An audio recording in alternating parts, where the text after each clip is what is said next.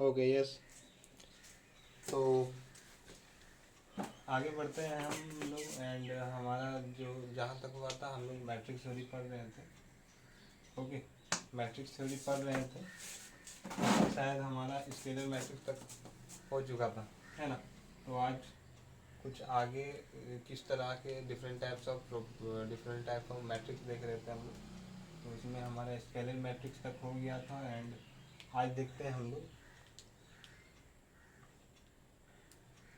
आज क्या देखते हैं, टाइप्स ऑफ मैट्रिक्स हम लोग देख रहे थे, है ना। तो आज अगली टाइप की ओर बढ़ते हैं। एंड नेक्स्ट हमारा आता है आइडेंटिटी मैट्रिक्स। ओके, क्या आता है, आइडेंटिटी मैट्रिक्स।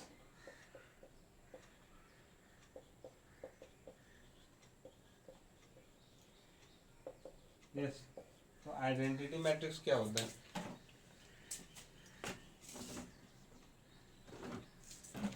आइडेंटिटी मैट्रिक्स क्या होता है? देखिए, आइडेंटिटी मैट्रिक्स कुछ नहीं है, एक डायगोनल मैट्रिक्स है। ओके, और एक स्पेशल केस का डायगोनल मैट्रिक्स है, जिसमें से उसके जो डायगोनल एलिमेंट्स होते हैं वो वन होता है ना। या फिर इसको हम यूनिट भी बोल सकते हैं। वो डायगोनल एलिमेंट हमारा यूनिट होता है। यूनिट किसको बोलते हैं हम लोग? वन को ही बोलते हैं ना। ओके, तो इसमें क्या होता है, आइडेंटिटी मैट्रिक्स में जो हमारा डायगोनल मैट्रिक्स होता है, अब वो कोई भी ऑर्डर का ले लें। यहाँ पर हम एन ले लेते हैं, है ना। एन एन क्रॉस एन ही ले लेते हैं। लेकिन अगर हम स्क्वायर मैट्रिक्स की बात कर रहे हैं, तो अगर एन ऑर्डर का स्क्वायर मैट्रिक्स है, वो तो नोन है कि एन क्रॉस एन का ही होगा। तो अगर हम एन ऑर्डर का ही अगर आइडेंटिटी मैट्रिक्स ले लें,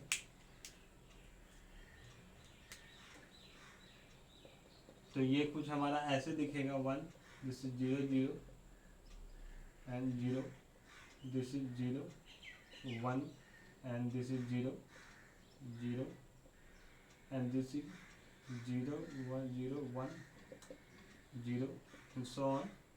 This is zero and so on, and this is zero. This is one. Okay. तो ये वन क्रॉस एन का आइडेंटिटी मैट्रिक्स हमारा कुछ ऐसा दिखेगा। अगर हम 3/3 का लेते हैं, 3/3 का आइडेंटिटी मैट्रिक्स लेते हैं, तो 1 0 0 0 1 0 एंड दिस इज 0 0 1। मीन्स ये तो है हमारा डायगोनल मैट्रिक्स ही, लेकिन उसके डायगोनल के एलिमेंट जो है वो हमारा वन हो रहा है। ओके, तो identity matrix is nothing but a diagonal matrix with diagonal elements in which diagonal elements are 1. yes, ऐसे हम लोग बोल सकते हैं। या फिर हम लोग हम लोग ऐसे बोल सकते हैं, जो हमारा ए आई एलिमेंट है equal to 1 and A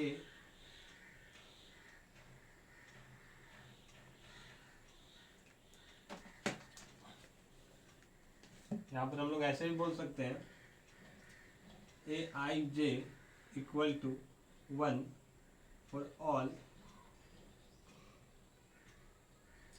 I equal to j and aij equal to 0 for all I not equal to j, है ना। यहाँ पर हम ऑल कर देते हैं, है ना। A square matrix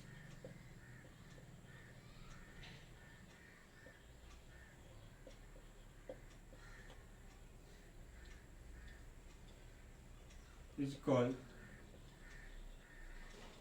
identity matrix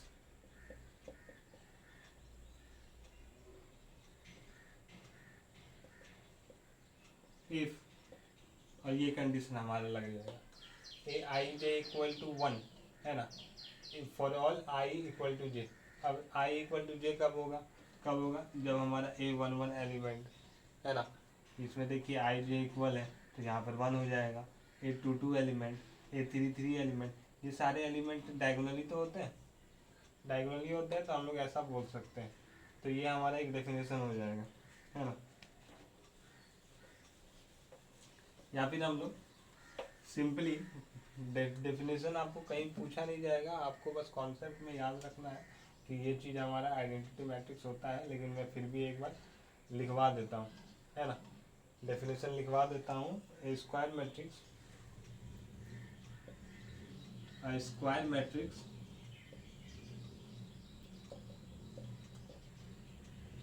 है ना,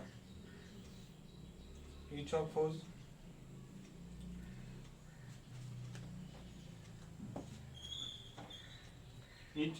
whose diagonal elements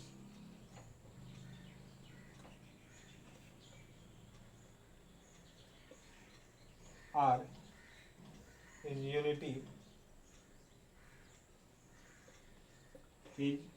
unity and each of whose non-diagonal elements is equal to 0. Each of whose non-diagonal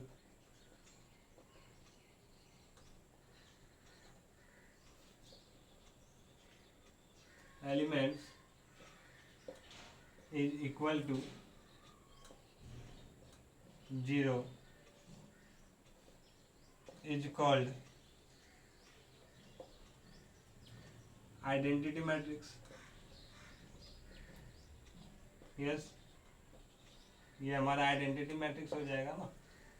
example के तौर पर क्या लिख सकते हैं हम लोग, यहाँ पर और एक पॉइंट लिख दीजिए। देखिए हमारा आइडेंटिटी मैट्रिक्स का तो हमारा नोन है कि ये हमारा एक स्क्वायर मैट्रिक्स होगा, है ना। आइडेंटिटी मैट्रिक्स का हमारा क्या है, ये तो हमारा नोन है कि ये हमारा स्क्वायर मैट्रिक्स होगा, है ना। आइडेंटिटी मैट्रिक्स होने के लिए सबसे पहले स्क्वायर मैट्रिक्स होना चाहिए, दूसरा चीज डायगोनल मैट्रिक्स होना चाहिए, ओके। दूसरा चीज हमारा डायगोनल मैट्रिक्स होना चाहिए and third thing diagonal elements हमारा क्या होना चाहिए, 1 होना चाहिए एंड नॉन डायगोनल एलिमेंट्स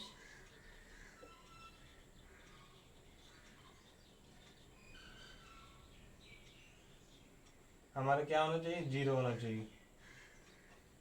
तो ये 4 चीजें हैं एक सॉरी ये 4 चीजें हैं जो एक आइडेंटिटी मैट्रिक्स पे होनी चाहिए, ओके। देखिए हमारे पास जो आइडेंटिटी मैट्रिक्स को अगर हम IN से भी इस तरह से डिनोट कर सकते हैं, है ना।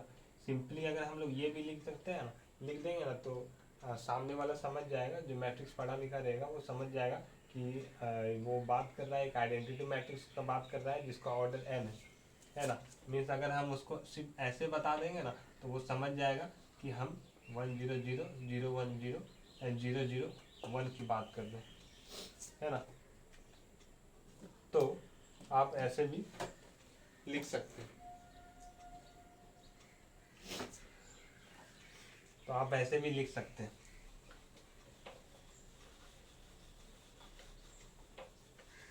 ओके। तो मैं यहाँ पर लिख देता हूँ the identity matrix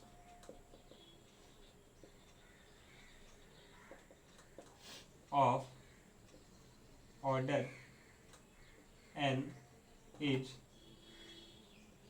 denoted by IN,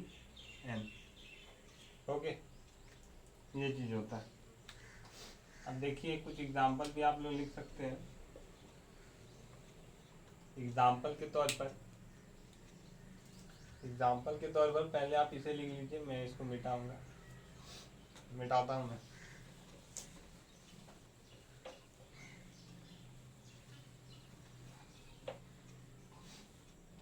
example के तौर पर आप कुछ भी लिख सकते हैं, जैसे कि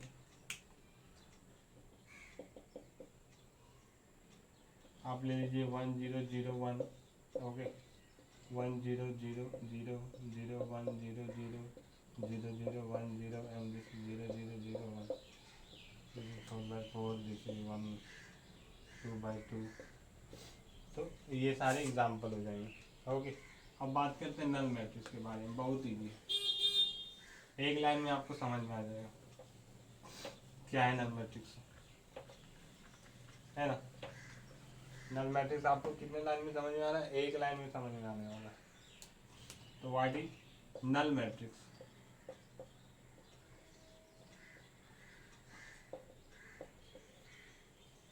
देखिए, नल मैट्रिक्स उसको बोलते हैं जिसके सारे एलिमेंट जीरो होंगे। ओके, है ना, इजी है, समझ में आ गया आप लोगों को। नल मैट्रिक्स वो मैट्रिक्स है जिसके सारे एलिमेंट जीरो होंगे।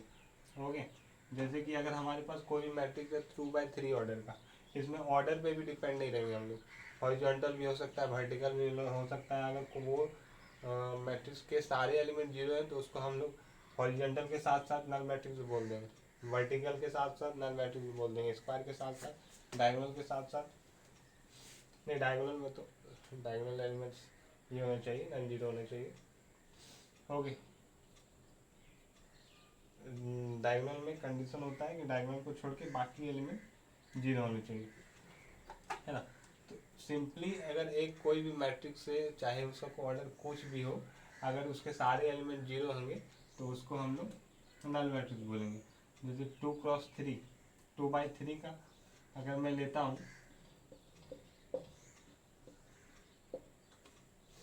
तो ये हमारा नल मैट्रिक्स हो जाएगा ऑफ ऑर्डर 2/3। ओके, तो यहाँ पर मैं डेफिनेशन भी लिख देता हूँ।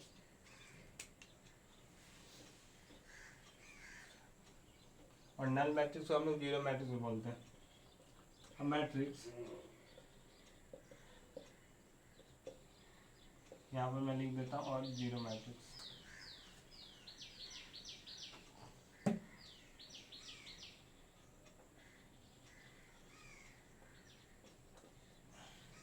Matrix whose all elements are zero is called null matrix। Okay, और इसको हम लोग जीरो मैट्रिक्स भी बोलते हैं। एग्जाम्पल के तौर पर, एग्जाम्पल में हम लोग 0 0 0 0 भी लिख सकते हैं। ओके, 0 0 0 0 0 0 भी लिख सकते हैं, 0 0 0 भी लिख सकते हैं, दिस इज 1/3 एक्सेट्रा, है ना। तो ये हमारा नल मैट्रिक्स हो जाता है। अब बात करते हैं अगले मैट्रिक्स की तरफ जाते हैं।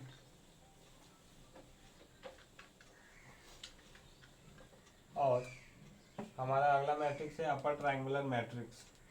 क्या है? अपर ट्रायंगुलर मैट्रिक्स।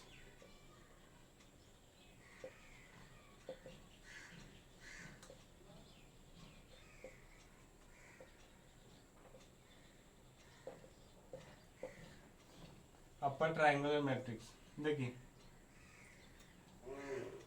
एक ऐसा स्क्वायर मैट्रिक्स है ना, ये हमारा स्क्वायर है। ओके, इसको एक डायगोनल है बीच में, मेन डायगोनल है। Okay, this is our main diagonal या फिर प्रिंसिपल डायगोनल भी जिसको बोलते हैं। ये हमारा प्रिंसिपल डायगोनल के एलिमेंट्स।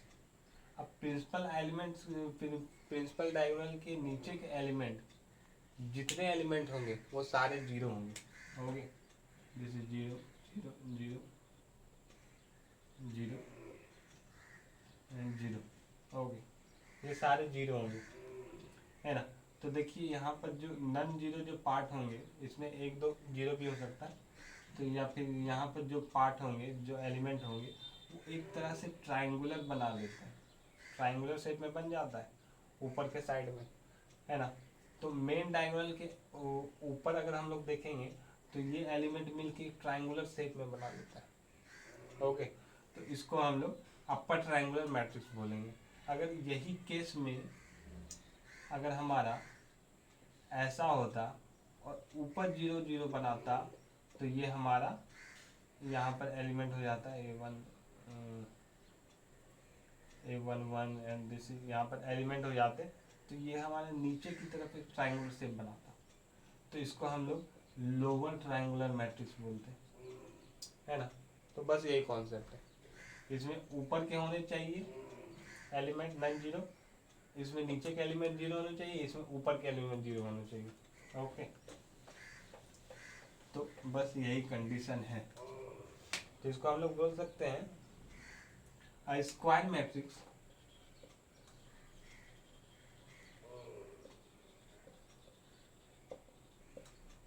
AIJ, मैं ज़्यादा छोटा तो नहीं लिख रहा हूँ, दिख रहा होगा आप लोगों को, एक बार देख लेता हूँ।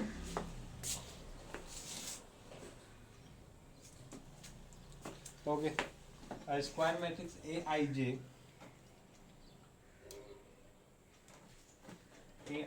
नहीं, यहाँ पर A equal to AIJ, okay, is called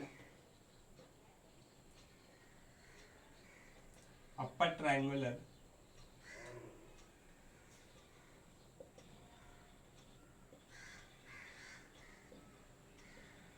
matrix, is called upper triangular matrix if Aij equal to 0 for all I greater than j। Okay, जहाँ पर हमारा वैसा एलिमेंट आएगा जहाँ पर I हमारा j से बड़ा हो जाएगा, जैसे कि A21 है ना, ये एलिमेंट हमारा 0 हो जाएगा। अगर कोई 3/3 ऑर्डर का मैट्रिक्स है तो A21 एलिमेंट हमारा 0 हो जाएगा, A22 नहीं, A31 एलिमेंट हमारा 0 हो जाएगा, A32 एलिमेंट हमारा 0 हो जाएगा। तो ये तीनों एलिमेंट हमारे 0 हो जाएंगे। हाँ, ओके, तो A11 यहाँ पर हो जाएगा, यहाँ पर 0 हो जाएगा, A21 एंड A31 0 हो जाएगा हमारा, एंड A22 A33, और ये तीनों हमारे 0 हो जाएंगे, A12 A13 A23। तो कुछ इस शेप का दिखेगा हमारा 3/3 मैट्रिक्स ऑर्डर का। तो वही मैंने यहाँ पर लिखा हुआ है स्क्वायर मैट्रिक्स, ऐसा स्क्वायर मैट्रिक्स। अपर ट्रायंगुलर मैट्रिक्स में भी ये कंडीशन है कि वो स्क्वायर मैट्रिक्स होना चाहिए, है ना। Square matrix A equal to AIJ is called upper triangular matrix if AIJ equal to 0 for all I greater than J, है ना। तो यहाँ पर देख सकते हैं हम लोग, जो हमारा I जो टर्म है, ओके, यहाँ पर देख सकते हैं हम लोग I जो है वो हमारा J से बड़ा है, तो ये हमारा 0 होना चाहिए। अब देखते हैं हमारा लोअर ट्रायंगुलर मैट्रिक्स एग्जाम्पल। अगर हम लोग देखें यहाँ पर एग्जाम्पल, अगर हम लोग देखें यहाँ पर एग्जाम्पल में आपको बता देता हूँ। एग्जाम्पल के तौर पर आप ये ले सकते हैं, इजी ही लेते हैं, बस आप लोग को कॉन्सेप्ट समझना चाहिए। बाकी एग्जाम्पल तो बुक्स में बहुत सारे हैं, जैसे 1 2 4 0, 3/3 ऑर्डर का ले लेते हैं, and this is 0 and 5 6 + 5I and 9। तो ये हमारा एक अपर ट्रायंगुलर मैट्रिक्स हो जाता है। अब बात करते हैं लोअर ट्रायंगुलर मैट्रिक्स की। कुछ नहीं करना है, जस्ट इसके अपोजिट है लोअर ट्रायंगुलर मैट्रिक्स। तो इसमें क्या होता है, square matrix A equal to AIJ is called, यहाँ पर बस यहाँ पर मैं लोअर कर देता हूँ, lower triangular matrix if AIJ equal to 0 for all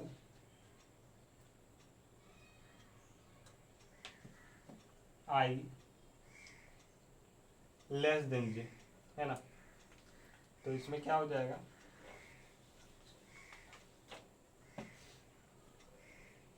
इसमें क्या हो जाएगा, एग्जाम्पल के तौर पर मैं ले सकता हूँ 2 3 5 0 0 0, अगर 3/3 ऑर्डर का लेते हैं, एंड